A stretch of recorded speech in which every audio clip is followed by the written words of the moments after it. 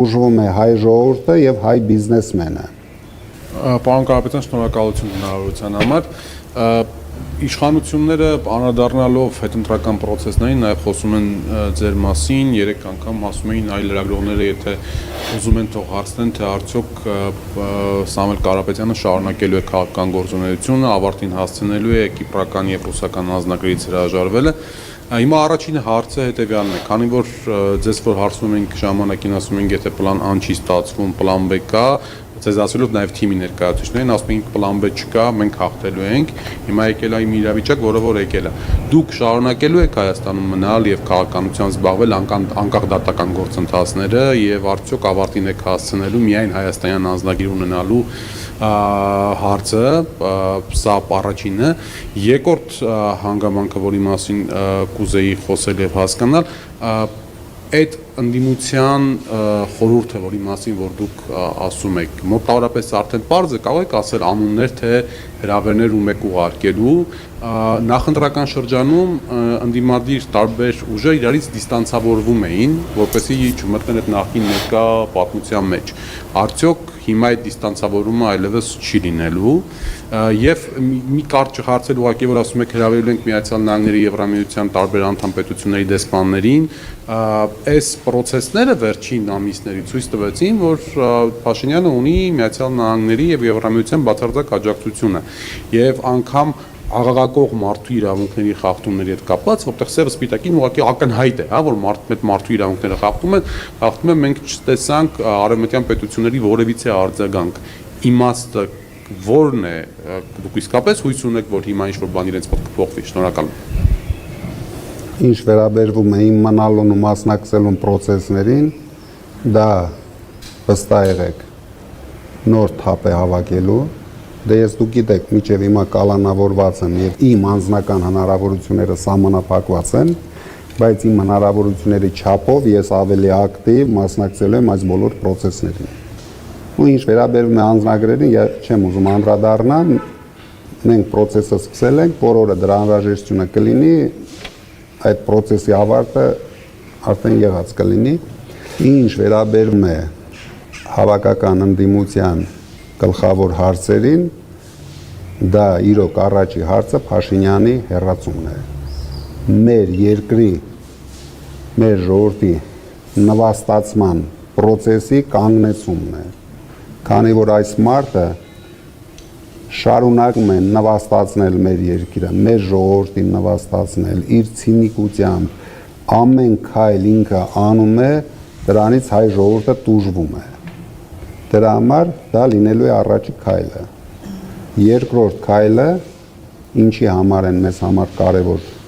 այդ միջազգային կառույցները եւ դեսպանները, որ իրենք հասկանան այն process-ները, որը իրոք կատարվում է Հայաստանում։ Իրենք հարցի մի կողմին են նայում։ Իրեն ձեռնտու է հակառուս Փաշինյանը։ Բայց հայ ժողովրդին դա ձեռնտու չէ, բայց նրանք պետք է լսեն, որովհետեւ միջև հիմա ոչ մի անմիջական խոսակցություն չի եղել այդ մարդկանց հետ։ Միգուցե իրենք չեն էլ պատկերացնում ինչ է կատարվում Հայաստանում։ Միգուցե իրենք չեն պատկերացնում, որ իրենց օգնությամբ այս մեխանիզմը ոչնչացնելու է Հայաստան պետությունը։ Նորից եմ ասում, առաջին քրիստոնեական պետությունը։ Դրա համար ես շատ կարևոր եմ համարում իրենց հետ հանդիպումը նույնպես։ Եվ մեկ շատ կարևոր հարց, որը պետք է դնի այդ խորհուրդը իր առջև, դա պահանջն է ազատ արձակել բոլոր քաղբանտարկյալներին։ Քանի որ բոլորս հասկանում ենք, որ այս մարդկանց մեղքը ընդամենը 0 է։ Իրենք հորինեցին այդ ընտրակաշառքների թեման, որպեսզի այդ ընթացքում իրենք հանգիստ բաժանեն պետության բյուջեով ընտրակաշառքներ։ Բոլորս հասկանում ենք այդ մոլորված մարդիկ, նորից խաբված մարդիկ, ինչի համար ձայն տվեցին Փաշինյանին։ Ու բացի այն մարդկանցից, ովքեր չեն տվել, այլ ընդամենը նկարված ձայներ են։ Բայց վերջապես մարդիկ տվել են ձայն Փաշինյանին։ իրենց հիմնական պատճառը, որ տվել են, դա իրենց ընտրակաշառքներն են։ Բոլորս տեսանք 1 ամիս, 2 ամիս առաջ ինչքան թափով այն ինչը որ հայտարարվեց եւ տեսանք, բայց ինչը չի հայտարարվել, մենք չենք տեսել։ Այդ պետական մակարդակով ընտրակաշառքները սա էր իրեն ձայն բերում։ Ուրիշ ինչի դիմաց հայ մարդը պետք է Փաշինյանին ձայն տա։ Ես չեմ պատկերացնում, այսքան չարիք ու կործանում բերած մարդ այս երկրին ինչի դիմաց պետք է քվես տանա։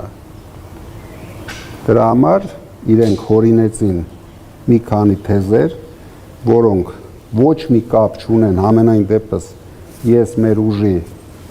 կողմից վստահ ասում եմ, չի եղել ոչ մի դեպք, նույնիսկ կարող եմ ասել, ով մեր կուսակցության կողմից ընտրակաշառք թեկուզ $100 բաժանել է, նա Նիկոլ է։ Այսինքն չկա այդպիսի բան։ Բայց ձայնագրությունները ծածկ։ Թե ձայնագրությունները ինչ-որ բաներ կոնտեքստից կծում են, համենայն դեպս մոտ 760 մարդ մեր ուժից ձերբակալվել են, ընդամենը կալանավորվել են 103 մարդ և մոտարապես 100 մարդ տարբեր վարչական հսկողության տակ են կամ չբացակայելու արգելքի տակ են, այսինքն 103 մարդ կալանավորվել են։ Իհարկե շարունակվում է այդ process-ը, իրենք չեն կանգնում, դրա համար ես բարոյականության մասին խոսեցի, իրենք իրենց արածները ուզում են ծածկեն դրանով, քանի որ իրենք լավ գիտեն ինչպես են իրենք քվեստացել, մենք էլ լավ գիտենք ինչպես ենք մենք քվեստացել։ Մենք ներկայացրել ենք մեր ծրագրերը, որոնք վստահ եղեք լավագույնն էին այս process-ների ժամանակ։ Միայն այդ ծրագրերով կարելի էր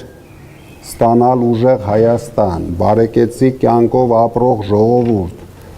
բայց մեր ժողովուրդը ընտրեց աղքատությունը, ընտրեց հանձնվողականությունը, մեկ օրվա իր օգուտի համար նորից շատերը ընտրեցին Ալիևի մարզպետին, որը հետևողականորեն քանդելու է մեր երկրի հիմքերը։ Շնորհակալություն, պարոն